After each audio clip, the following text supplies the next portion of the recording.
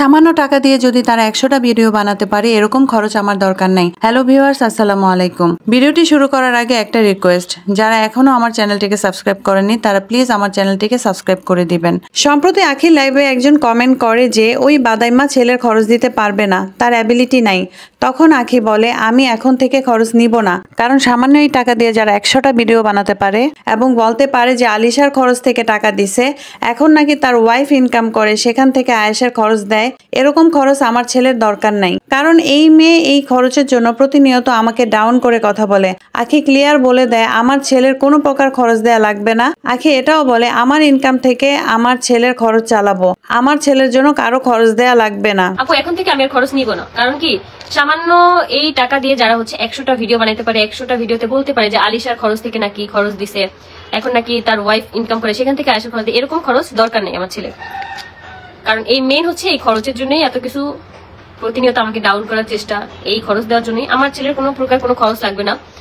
আমার ইনকামে বরকত আল্লাহ অটোমেটিক দেয়। আমার খরচ থেকে আমার ছেলেকে আমি এক বেলা পারি, 2 বেলা পারি, যেইভাবে পারি আমি আমার ছেলেকে খাওয়াবো। আমার ছেলের জন্য কারো কোনো খরচ লাগবে না, কোনো খরচ চাইও না আমি। তারপর আখি বলে সবসময় ওরা বলতো আমি নাকি খরচ নিতে চাই না, তাই ওরা খরচ দেয় না, এটা বলে ওরা আমাকে দোষ দিত। এখন তো খরচ নিতে চাচ্ছি, এখন কেন দিচ্ছে না? তারপর আখি বলে এজন্য ওরা এত কথা বলে যাতে ওদের আমি খরচের কথা বারণ করে দেই। আখি আরো বলে আমি ভাববো আমার আর আয়েশের উপর দান সৎকা করে দিলাম, আমার ছেলেকে আর খরচ দেয়া লাগবে না।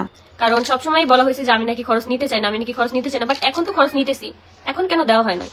অবশ্যই কোনো কারণ আছে, এত কারণ টারণ কোনো কিছু নেই। আমার ছেলের কোনো খরচই লাগবে না। এই সামান্য খরচ নিয়ে 101টা ভিডিও দরকার নেই। এই জন্য এত সব বলছে যাতে এক পর্যায়ে যায় তুমি আয়েশের খরচ না নাও।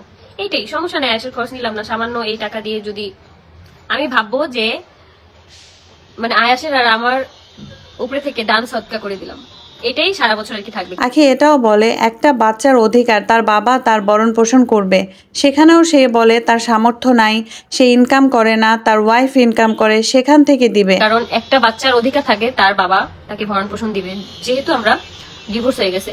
তো সেইখানে সেই ছোট বাচ্চাটার খরচ নিয়েও বলে সামর্থ্য নাই, সে এখন ইনকাম করে না, তার ওয়াইফ ইনকাম করে, সেটা আমাকে হাত পেতে দরকার নাই। ভাই আমার খরচের কোনো দরকার নেই, সামর্থ্য নাই, ঠিক আছে, দেওয়া দরকার নেই। আমার গত কয়েক মাস যাবতই কোনো প্রকার ইনকাম নাই, যে কারণে টিস্যুর ইনকাম দিয়েই সব কিছু সংসার থেকে শুরু করে সব কিছু চলতেছে।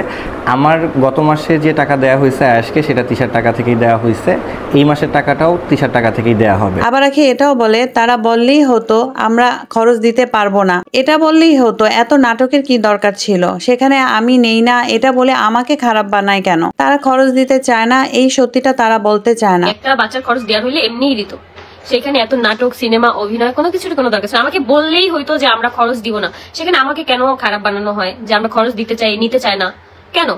তারা হচ্ছে খরচ দিতেই চায় না, এই সত্যি কথাটা তারা কখনোই বলতে চায় না যে তারা খরচ দিতে চায় না। ওইদিকে আহাদ একটি লাইভে বলেছিল আয়াশ আমার ছেলে, এই প্ল্যাটফর্ম থেকে আমার ইনকাম শুরু হয়েছে, ভবিষ্যতে আমি টাকা দেওয়া শুরু করব, অথচ এখনো আয়াশের খরচ দেওয়ার খবর নাই। এই প্ল্যাটফর্মটাকে আমি ইউজ করে এখন টাকা ইনকাম করার একটা সোর্স ওপেন করছি, যে এইখান থেকে আমি টাকা ইনকাম করবো। আলহামদুলিল্লাহ ইনকাম হওয়া শুরু হয়েছে, আর ভবিষ্যতে ইনশাল্লাহ আমি দেওয়া শুরু করব, যেটা সামনে আসবে সেটা থেকে আমি দেওয়া শুরু করবো। তো ভিউয়ার্স, এই বিষয়ে আপনাদের মূল্যবান মতামত অবশ্যই কমেন্টে জানাবেন। আর আমার চ্যানেলটিকে এখনো যারা সাবস্ক্রাইব করেনি তারা প্লিজ সাবস্ক্রাইব করে দিবেন।